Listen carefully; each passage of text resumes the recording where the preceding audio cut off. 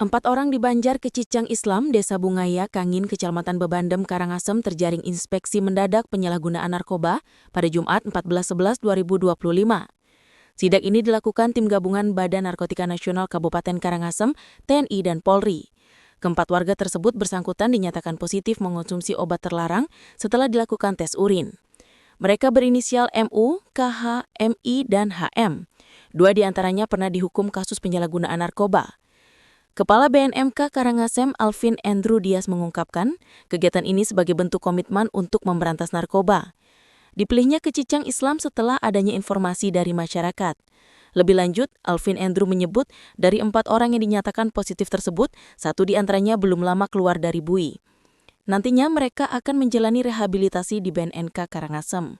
Dengan temuan ini, ke depan BNNK Karangasem mengaku akan semakin menggencarkan sosialisasi kepada masyarakat sebagai bentuk pencegahan. Selain itu, kegiatan tes urin juga direncanakan dilakukan secara berkala untuk memutus rantai penyebaran narkotika.